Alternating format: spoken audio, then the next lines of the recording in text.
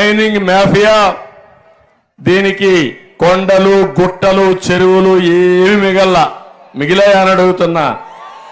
పాపం మా చంద్రమోహన్ రెడ్డి పోరాడి బక్క చిక్కిపోయాడు. అతను మాత్రం దోచుకొని ఒళ్ళు బలిసిపోయిందని చెప్పి కూడా నేను హెచ్చరిస్తున్నా. ఈ గూడూరు చుట్టుపక్కల ఒక్క సిలికాలో 4,500 కోట్ల రూపాయలు దోపిడీ. నాకే అర్థం కాలేదు తమ్ముళ్ళు, నాకే కళ్ళు తిరుగుతున్నాయి. ఈ కోట్లు మాట్లాడుతా ఉంటే అది ఏం కోట్లు నాకే అర్థం కావడం లేదు. లీజ్ దారులు తరివేసి టన్నుకు 1,400 రూపాయలు ఇష్టానుసారంగా దోచుకొని ఇక్కడ చూస్తే క్వార్జ్ అయితే 3,000 రూపాయలు ఉంటే ఇప్పుడు అక్రమంగా మొత్తం దువేశారు. 50,000 కూడా అమ్మేస్తున్నారు. మొత్తం అక్కడ చూస్తే 4,000 కోట్ల రూపాయల దగ్గర ఒక క్వార్జిలో దోచేశారంటే వీళ్ళని ఏమనాలైతే నాకైతే అర్థం కావడం లేదు. నేను ఒకటే చెప్తున్నా, ఈయన ఏ స్థాయికి పోయాడంటే నేను నిన్నటి వరకు చెప్పాను, ఈ జగన్మోహన్ రెడ్డి ఒక్కడి వల్ల మీకేమైనా లాభం వచ్చిందా తమ్ముళ్ళు అని మిమ్మల్ని అడుగుతున్నా. రైతులు మీ ఆదాయం పెరిగిందా అని మిమ్మల్ని అడుగుతున్నా. కూలీలు మీకు కూలీ దొరికిందా అని మిమ్మల్ని అడుగుతున్నా. మహిళలు మీకేమన్నా ఆదాయం వచ్చిందా అని అడుగుతున్నా. అందరూ నష్టపోయారు. మామూలు నష్టం కాదు. ఒక పక్క దోపిడీ, ఇచ్చేది 10 రూపాయలు, దోచేది 100 రూపాయలు.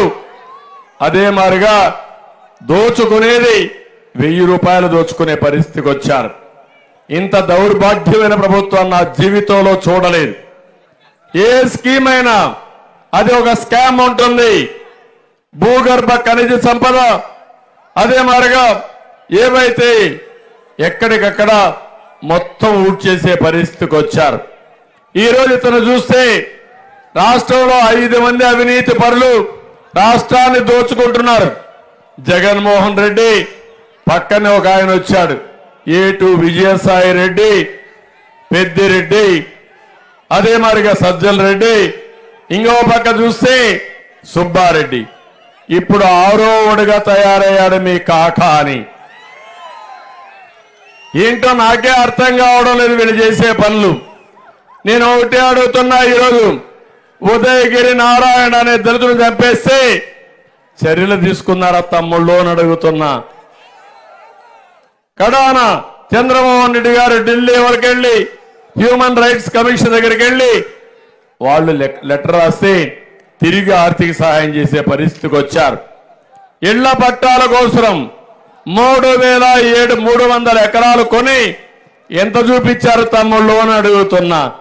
6,000-7,000 ఎకరాలు చూపించి డబ్బులు కొట్టేసే పరిస్థితికి వచ్చారు. కరోనాలో డబ్బులు వసూలు చేసి కరోనా ప్యాలెస్ కట్టిన గొప్ప హీరో ఈ కాకానని చెప్పి కూడా నేను మీకు తెలియజేస్తున్నా. ఇలా వీళ్ళ అక్రమాలు అరాచకాలపై పోరాడితే చంద్రమోహన్ రెడ్డి పైన 22 కేసులు పెట్టారు. నా మీద ఇంకొక కేసు ఎక్కువ పెట్టారు, 23 కేసులు పెట్టారు. నా జీవితంలో ఎవ్వడూ కేసు పెట్టలేదు, కానీ మొట్టమొదట నా మీద కేసులు పెట్టిన చరిత్రహీనుడు ఎవరు? నా మీదనే కాదు, ఏం తమ్ముళ్ళు ఇక్కడుండే కార్యకర్తల పైన కేసులు పెట్టారా లేదా అని అడుగుతున్నా. నాయకుల పైన కేసులు పెట్టారా లేదని అడుగుతున్నా. ప్రజల పైన కేసులు పెట్టారా లేదని అడుగుతున్నా. మీ అందరికి కూడా కసి ఉందా లేదా అని అడుగుతున్నా. కసిగా పనిచేస్తారా లేదా అని మిమ్మల్ని అడుగుతున్నా. వీళ్ళు ఇష్ట ప్రకారం చేసి నేను ఒకటే చెప్తున్నా, నేను కూడా అనుకుంటే తమ్ముళ్ళు మీ ఇంట్లో నుంచి బయట రాలేరు. హెచ్చరిస్తున్నా, భవిష్యత్తులో నేను కూడా ఏం చేయాలో చేసి చూపిస్తా. చక్ర వడ్డీతో సహా తీర్చుకునే బాధ్యత నాది. రాజకీయంలో ఈ రోజు ఉంది, రేపు ఉంది, ఎల్లుండి ఉంది. ఖబర్దార్, జాగ్రత్తగా ఉండండి. 22 సంవత్సరాలు తెలుగుదేశం పార్టీ అధికారంలో ఉంది. నేనే 14 సంవత్సరాలు ముఖ్యమంత్రిగా ఉన్నా. మళ్ళీ ఆమె ఇది చెప్తున్నాను, నేను అనుకుంటే ఇలాంటి దుర్మార్గుల్ని తొంగలను దూకేసేవాడిని మీకు అందరికి విజ్ఞప్తి చేస్తున్నా. ఇది దోచుకొని చూస్తే ఒక కేజీఎఫ్ కాకాని కేజీఎఫ్ ద్వారా 200 కోట్ల రూపాయలు మొత్తం వేల కోట్లు సంపాదించారు. రేపు వస్తాడు 100 కోట్లు ఖర్చు పెడతాడు, ఓటుకు 10,000 ఇస్తాడు. మీరు కానుంటే పూర్తిగా తాగిస్తాడు. క్వార్టర్ బాటిల్ 1000 కాదయా 10,000 ఇస్తాడు, ఇంకా ఎక్కువ ఇస్తాడు. మీ దగ్గర డబ్బులు కొని డబ్బులతో ఓట్లు కొని మళ్ళా మీ ఆస్తుల్ని మీ అవకాశాలని దోచుకునే దుర్మార్గులు వస్తున్నారు. కానీ చంద్రమోహన్ రెడ్డి గారి దగ్గర అంత డబ్బులు లేవు, అలిసిపోయాడు, ఉన్న ఆస్తులను నమ్మాడు, 4 సార్లు ఓడిపోయాడు. అయినా కూడా పట్టు వదలని విక్రమార్కుడిగా ఇప్పుడు మీ ముందుకు వస్తున్నాడు. పార్టీ కోసం పోరాడాడు, వీరోచితంగా ముందుకు పోయాడు, కష్టకాలంలో పార్టీకి అండగా ఉన్నాడు. అందుకే నాకు మీ మీద నమ్మకంతో ఈసారి చంద్రమోహన్ రెడ్డి గారిని అభ్యర్థిగా పెట్టాను. నేను సర్వేలు చూశాను, ఐవీఆర్ఎస్ చేశాను, ప్రజాభిప్రాయం చూశాను. దుర్మార్గుడికి ఇక్కడ భయపడుతున్నారు కానీ ఎవరు ఢీకొంటారంటే చంద్రమోహన్ రెడ్డి ఒక్కడే ఢీకొంటారని మీ అందరూ చెప్పారు. బాగుంది, అందుకే నేను మిమ్మల్ని నమ్మా. అందుకే సీటు కూడా చంద్రమోహన్ రెడ్డి సమర్థుడనిచ్చా. ఇప్పుడు మీ బాధ్యత మీకు గుర్తుందా అని అడుగుతున్నా, గెలిపిస్తారా అని మిమ్మల్ని అడుగుతున్నా, కేజీఎఫ్ నోటిస్తారా అని మిమ్మల్ని అడుగుతున్నా, దుర్మార్గుడిని పాతి పెడతారా అని మిమ్మల్ని అడుగుతున్నా. ఈ జగన్మోహన్ రెడ్డిని చూస్తే తానే పేదల మనిషిని షో చేస్తాడు. తాను వచ్చినాకనే సంక్షేమం వచ్చిందని ఎక్కడికక్కడ షో మాస్టరు అబద్ధాలని చెప్తాడు. ఏదో ఈయన పుడితేనే, ఈయన పుట్టక మునుపు ఎన్టీ రామారావు గారు 35 రూపాయలు పెన్షన్ తీసుకొచ్చింది, 83, 84లో తీసుకొచ్చారు. అవునా కాదా తమ్ముళ్ళు అని అడుగుతున్నా. ఇంకో పక్క 2 రూపాయల కేజీ బియ్యం 82లో తెచ్చిన మహానాయకుడు నందమూరి తారక రామారావు గారు. నేను 200 రూపాయలు 2000 రూపాయలు పెన్షన్ చేసి కష్టాలున్న పేదవాళ్ళ దృష్టిలో పెట్టుకొని 10 రెట్లు పెంచిన పార్టీ, 10 రెట్లు పెంచిన వ్యక్తి నేనేనని. జొన్నలు ఇచ్చాం, ఇప్పుడు ఇస్తున్నాడా అని మిమ్మల్ని అడుగుతున్నా. కిలో గోధుమ పిండి 16 రూపాయలకే ఇచ్చాం, అది ఇస్తున్నాడా తమ్ముళ్ళు అని మిమ్మల్ని అడుగుతున్నా.